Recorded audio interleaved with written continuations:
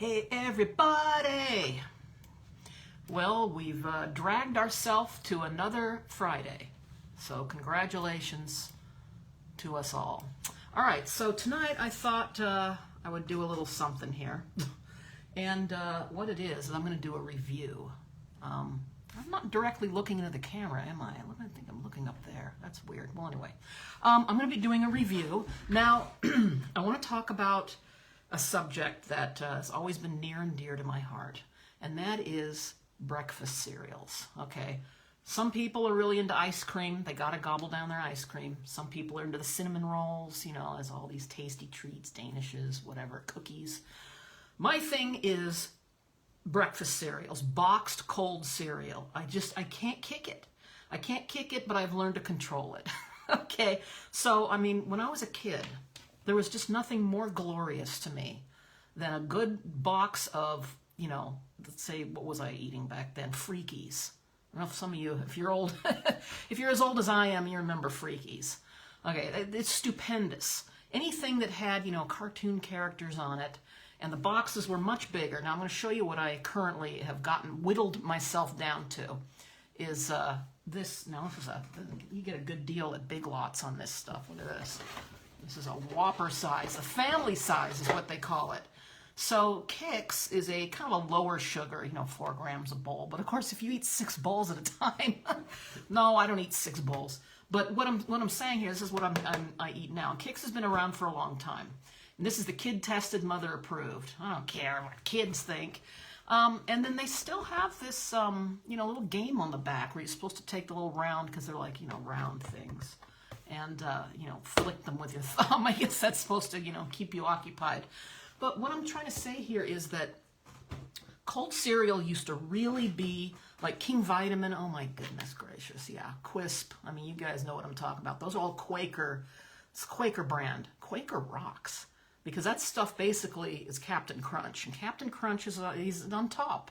Captain Crunch, the original one, even the peanut butter crunch is good, and the Crunch Berries. The secret, you know what the secret is, it makes it different, is brown sugar. And a texture that rips the palate of your mouth wide open when you're crunching into that stuff. There's nothing more satisfying than a cold bowl of milk, and you pour the crispy cereal in it, and you take that first crunch, and it's like, you know, the world is a great place. And what was awesome in the 70s was that they're always putting toys. There was always a prize.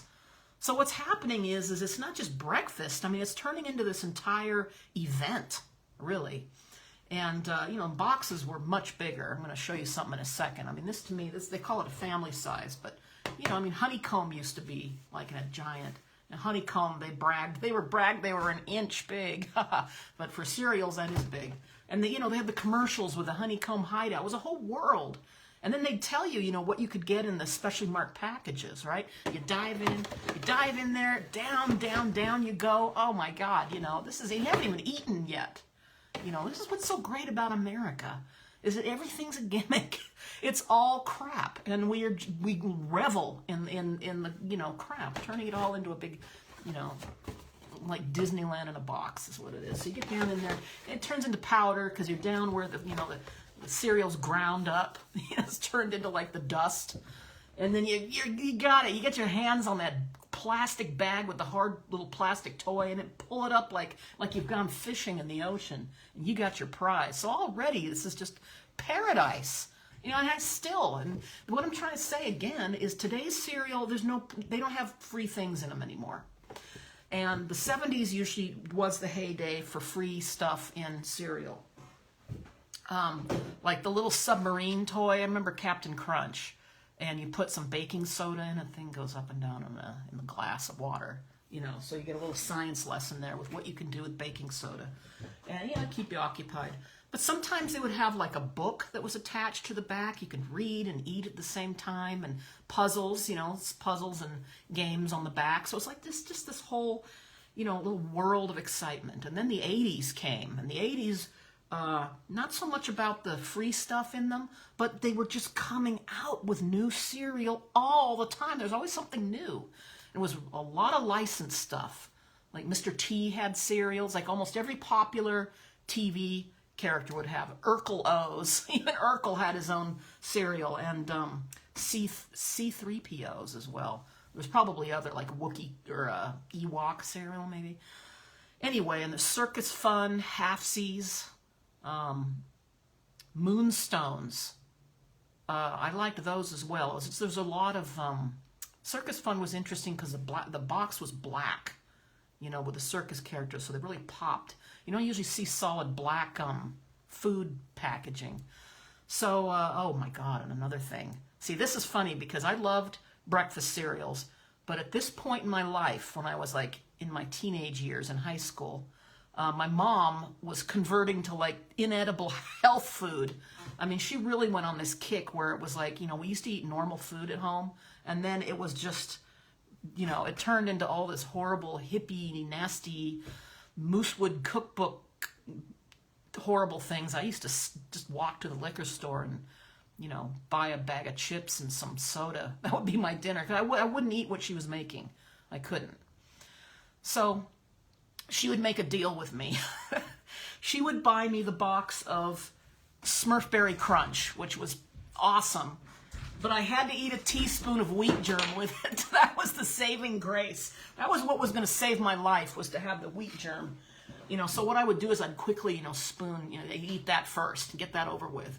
And then have myself a nice big bowl of unadulterated Smurfberry Crunch. So as you can see, I do enjoy it. And then things have kind of slowed down. And if you notice, I mean, we also have the subcategories of cereal, like the ones that these fascinate the heck out of me, is the no-name brand ones where they have to make up their own, you know, Frosty O's or whatever. There's an artist that draws. I'd like to meet and interview the artist that draws all the covers for like the fake cereals. The cereal that, oh yeah, this is like a fake Captain Crunch, you know, Captain Munch or whatever they call it, and then he has his own little world, but you know it's counterfeit, and you know, what does Captain Munch have to say for himself?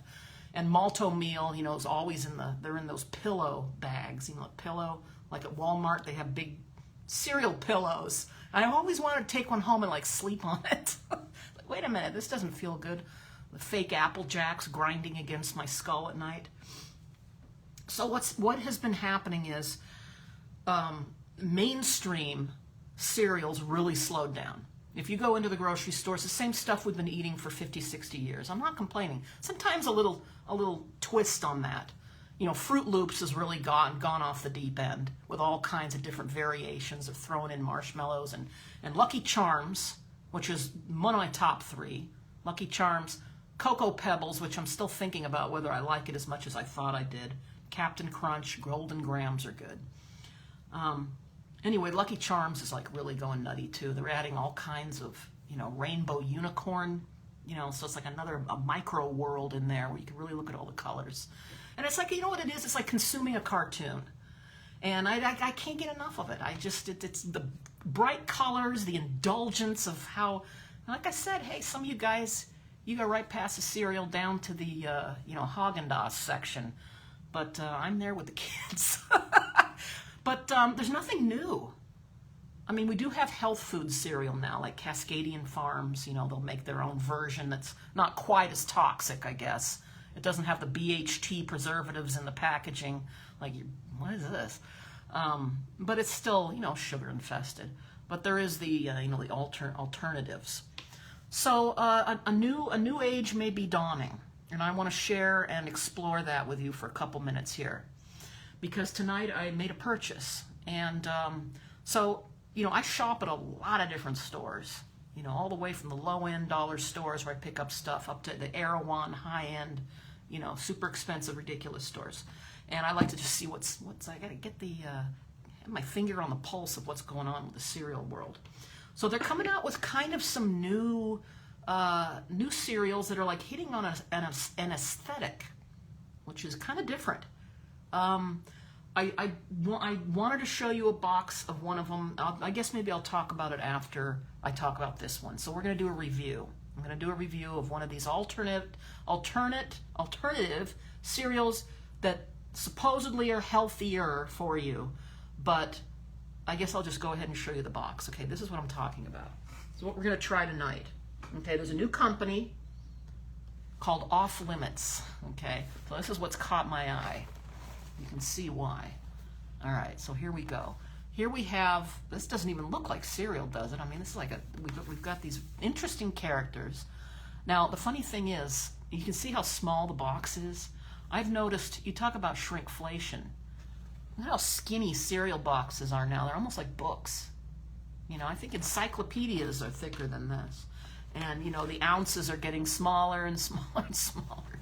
Okay, but this has got, we got something new going on here, okay? We've got some interesting characters. The whole art design is different than our tried and true, you know, Tony the Tiger and all those kind of airbrush looking things. So, and then on the back, there's kind of an uninteresting, in my opinion, like a background. This looks like an animation background drawing, you know, a cleanup. You can color it in. I don't know how well you can color on this kind of semi-gloss. But what makes this different besides the art that catches my eye? Because, you know, look at that guy there with he's a flying cyclops. Why would I not buy this and try it? And here he's stuffing his face. And just the pancake and marshmallow. I have to buy it. I have to try this. You know, it's like the, oh my God, that ice cream company, it's not Van Buren. He was a president. But there was another company that put out a macaroni and cheese flavored ice cream a couple years ago, like a limited edition. And boy, it's sold out, but I got myself a pint of it. It was awful. It didn't work. Okay, so this is made a little differently from the regular ingredient list that we're familiar with, which is corn and oats, and Chex uses rice. But this is primarily rice flour, vegan marshmallow, see it's vegan, and no GMOs, no artificial anything. Not for these creatures, they're all natural. Rice protein, oat flour, pea fiber, coconut flour. So, you know, they're just going into different fibers. Some of these keto cereals, I'm not into keto, I don't follow any kind of diet because I think it's all ridiculous. They taste awful. The pea protein clumps are just not happening. I've tried. I've spent a lot of money, and I'm going to tell you something else about this. As interesting as this box is, it's $9. I spent $9 on this. Okay, it's pricey because they know they're not going to sell as much as you know, the Kellogg cereals. They sell millions. They probably sell about 7 boxes of this. Before it fades away, it's gone. You never see it again. But the lady that I was reading an article about, the lady that invented this, and you know, she's got her eye on the artistic end. So I'm going to sample this tonight. Okay. We're going to try the Fluff and Puff. Scan me for more fun, you know, these days. So as we open this, you know, I remember I used to go into thrift stores when I was a teenager with my mom, and I'd always go to the records. And somebody had saved, they were selling it, so I bought it. Back in the day, remember the Archies? The Archie comics. They had their own band for a while. Sugar Sugar and stuff like that. It's like a fake band, but, you know, they put out records. And on the back of the cereal box, back in the day, I think it was Honeycomb, actually, back in the early 70s, there was a record on the back of the box that you could cut out and play. And I found it at the thrift store. My mom threw all my records out when I was a teenager. I just don't get me started on that day. I don't understand what was going through her head, but she did. And I lost my Archies. I could probably find it on eBay. Find anything you want. But the fact that you could put something that plays sound, a communication device, on the back of a cereal box is a profound thought. Okay, we're opening it up. Now, the first thing, okay, let's see how much we get for $9, first of all. Okay, there's $9 worth of the marshmallow pancake. Okay, probably enough for about 3 or 4 bowls. Depends on how much you eat. Because if you're a pig, you probably go through all of it in a night. No, I've not done that. Okay, we're going to open this up, and the important thing is you got to get that first whiff, because that's going to tell you the whole story before you open it. I'm going to open up the box. Oh, shoot. They're already spilling all over the place. Wow. Oh, boy. Okay, that is very... This is weird. Okay, it's very sweet, but it's not like a normal, it's not like opening a box of, you know, Cocoa Puffs. After all, this is kind of built a little different. Okay, well, we're going to try it. I'm going to see if this is actually a pancake and marshmallow. So let's put some in the bowl. That's enough. That's enough because I'm already sort of formulating an opinion. Ooh. But hold on, we got to bite in. We got to have the whole experience. So yeah, here are the little. They do have their own marshmallows. You know, those kind of dehydrated marshmallows, along with things. It looks a lot like Kix. Okay, but it's different. It smells strong. It's kind of I think this is supposed to be some sort of maple syrup odor. I think it's like a maple syrup. Okay, I'm just pouring the milk in here. I should show you this. You gotta watch it. Just look at me. You gotta see what I'm doing here. Okay, we have it thoroughly coated. This is the best part of the whole cereal experience. Well, let's see what this cereal gets me. Okay, we ready? Here we go.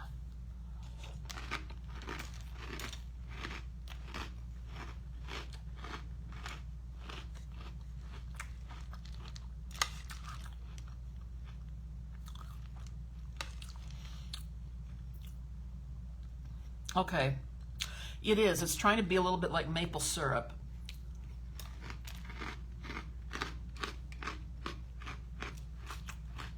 Bland. Kind of bland. This is not something you'd probably be sitting at work thinking about during the day, like I can't wait to get home and eat another bowl of it. It's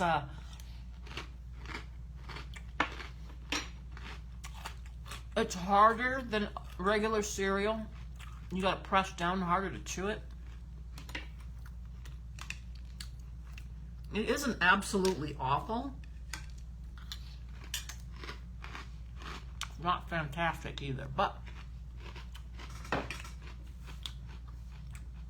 yeah, it's just that kind of mild maple, sweet, glazy, and then that's it, and there's nothing else.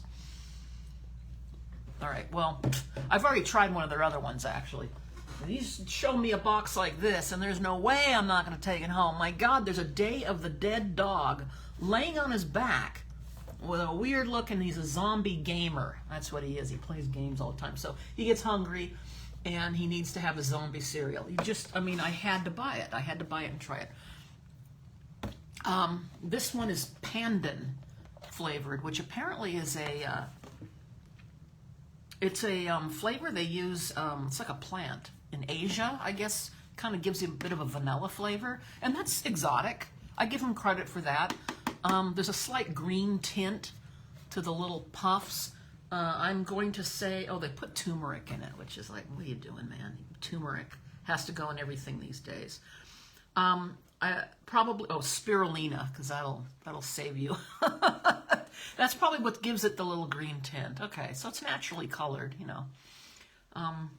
Similar, the little if you consider those little ball shapes as like the base, you know, and then they add different flavorings.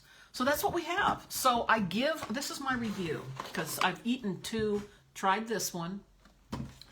There's also another cereal in this realm called Magic Spoon, and I tried that first because the illustrations are fantastic, really cool.